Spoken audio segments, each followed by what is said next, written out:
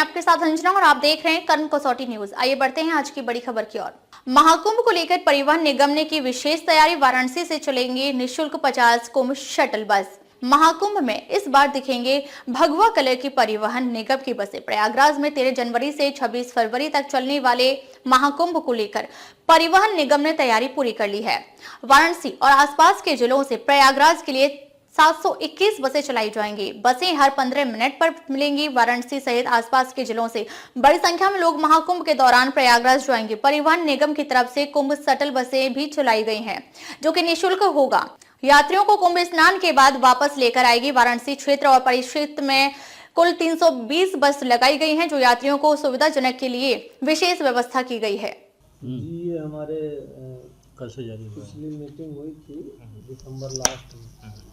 ये प्रयागराज से सेंट्रलाइज्ड पूरे उत्तर प्रदेश के विभिन्न पॉइंट्स से जो भी गाड़ियां प्रयागराज महाकुंभ के लिए चलेंगी, उनकी किराया सूची इस बुकलेट में एकत्र की गई है, जिससे कि कहीं की भी बस कहीं भी जाने में, कोई भेजने में कोई दिक्कत न रहे। बाकी सर तैयारियां क्या है स्टेशन पे, खान पान के, साफ सफाई के? चूंकि तीर्थ यात्री यहाँ से सीधे तीर्थ स्थल तक जाएंगे तो उनकी अपनी एक श्रद्धा होती है, स्वच्छता का विशेष ध्यान रखना होगा। तो खान पान को लेकर जो बस स्टॉप, बस स्टेशन पे जो खाना मिलते हैं, उनको लेकर तैयारियां क्या है? जो भी हमारे फूड स्टॉल या कैंटीन है या इस तरह के जहाँ भी हैं, उनको जो है मैं विशेष रूप से हिदायत दिया हूँ कि आप यात्रियों के साथ उचित रेट पे अपने खाने पीने की व्यवस्था और साफ सफाई से करें।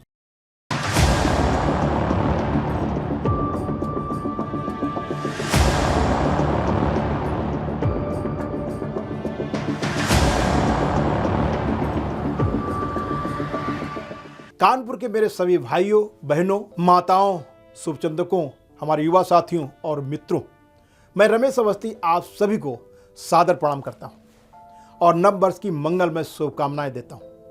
परमात्मा से मेरी प्रार्थना है कि नया साल आप सबके जीवन में ढेर सारी खुशियां लेकर आए और आप अपने परिवारजनों के साथ सुखी रहें। आप सब मेरे अपने हैं और मैं आपका हूं, इसीलिए नए साल में आपसे अपनी बातें साझा करना चाहता हूं। आपने जिस दिन से मुझे अपना सेवक बनाकर संसद में भेजा है, उस दिन से आपकी आवाज़ बनकर मैं आपकी आकांक्षाओं को पूरा करने के लिए हर पल पूरी दृढ़ता के साथ जुटा हूं।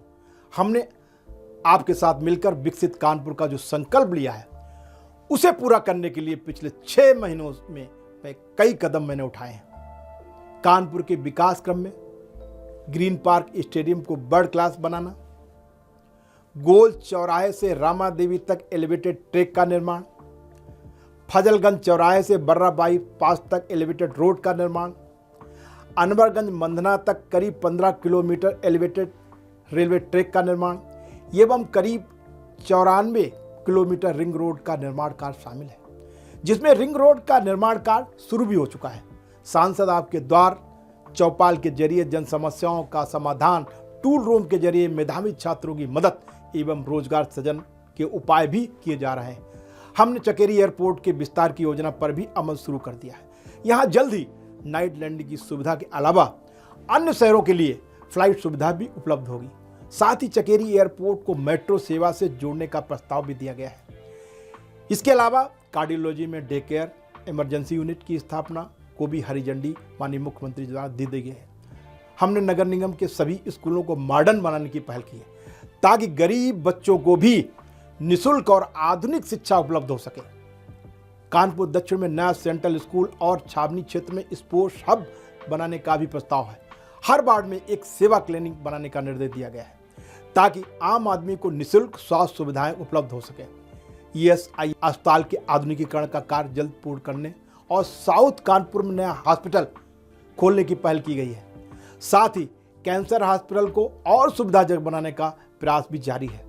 IIT से मंधना तक एवं शहर के अन्य कई रूटों पर मेट्रो सेवा के विस्तार का प्रस्ताव भी विचाराधीन है। आधुनिक IT पार्क की स्थापना का प्रस्ताव भी जल्द ही अमल में होगा। इससे युवाओं के लिए रोजगार के नए अवसरों का सृजन होगा। घंटाघर रेलवे ओवरब्रिज समेत कानपुर के सभी रेलवे ओवरब्रिज के पुनर्निर्माण की पहल की गई है। कानपुर सेंट्रल रेलवे स्टेशन के सौंदर्यीकरण का कार्य भी प्रारंभ हो चुका है। इसके साथ ही गंगा किनारे रिवर फ्रंट विकसित करने का प्रस्ताव है ताकि अपना कानपुर और भी खूबसूरत दिखे। कानपुर के ऐतिहासिक चिड़ियाघर का सौंदर्यीकरण और आधुनिकीकरण किया जा रहा है ताकि आपके घर आने वाले मेहमान प्राकृतिक अनुभव का आनंद उठा सके। साथ ही कानपुर में जल्द ही राइफल शूटिंग रेंज की भी स्थापना की जाएगी। ऐतिहासिक बिठूर को बड़े पर्यटन केंद्र के रूप में विकसित किया जाएगा। इसके लिए पहल की जा चुकी है। इस संबंध में केंद्र और राज्य सरकार के संबंधित मंत्रियों से विस्तृत वार्ता हो चुकी है। कानपुर के औद्योगिक विकास के लिए हमने खास रणनीति बनाई है। इसके लिए बंद मिलों को चालू करने का प्रयास हो। लाल इमली मिल को चालू करने के लिए हमने संसद में सवाल उठाए। माननीय मुख्यमंत्री योगी आदित्यनाथ जी की ओर से इस मिल को चालू करने की घोषणा पहले ही की जा चुकी है। माननीय केंद्रीय कपड़ा मंत्री गिरिराज सिंह से भी इस संबंध में चर्चा हो चुकी है और कार्य प्रगति पर है। लेदर इंडस्ट्री के विकास के लिए भी हमने निरंतर प्रयास किए हैं। फजलगढ़ पर्की और दादानगर इंडस्ट्रियल एरिया में कारोबारियों की समस्याओं के समाधान और बुनियादी ढांचे के विकास के लिए भी हम प्रयासरत हैं। पनकी मंदिर कॉरिडोर और आनंदेश्वर मंदिर कॉरिडोर के सौंदर्यीकरण का कार्य भी जल्दी चालू होगा, जिसमें आनंदेश्वर मंदिर का कार्य प्रगति पर है। कानपुर की पेयजल और सीवर व्यवस्था को ठीक करने के लिए वाटर और सीवर लाइन बनाई जाएगी। साथ ही पेयजल को दूषित होने से बचाने के लिए जल्द ही नालों की टेपिंग भी की जाएगी। कानपुर के सभी पार्कों का सौंदर्यीकरण भी हमारी प्राथमिकता में है। कानपुर विकास प्राधिकरण की ओर से भव्य न्यू कानपुर सिटी के निर्माण को भी मंजूरी मिल गई है। इस पर जल्द ही काम शुरू होगा। इसके साथ ही हम पिछले कई सालों से बंद कानपुर महोत्सव को फिर से शुरू करने जा रहे हैं। मैं आप सभी को एक बार फिर से आश्वासन देना चाहता हूं कि कानपुर का समस्त विकास हमारी प्राथमिकता में है। नववर्ष के इस मौके पर मैं सभी राजनीतिक दलों के प्रतिनिधियों और कार्यकर्ताओं से अपील करना चाहता हूं कि आप सभी दलगत राजनीति से उठकर कानपुर के विकास में अपना सहयोग प्रदान करें।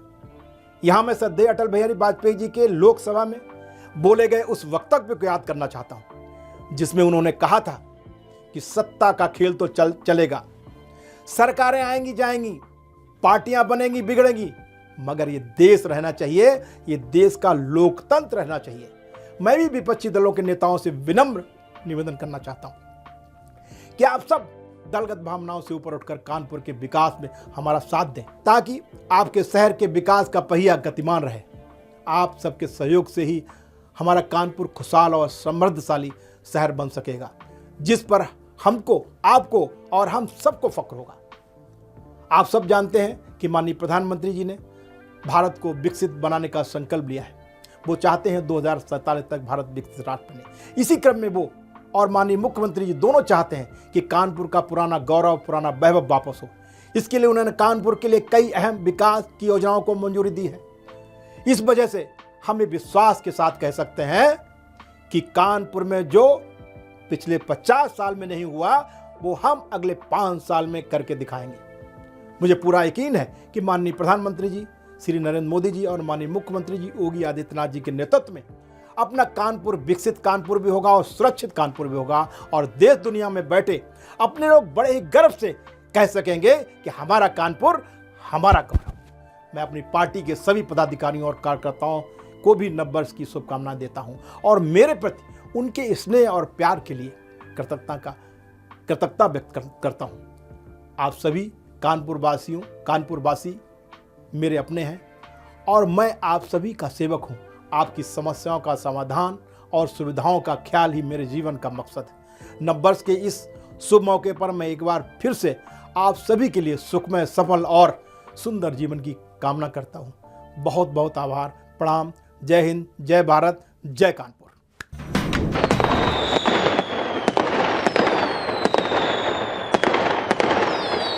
अब तक के लिए बस इतना ही। फिर मिलते हैं एक ऐसे ही बड़ी खबर के साथ। तब तक के लिए नमस्कार और देखते रहिए कर्म कसौटी न्यूज।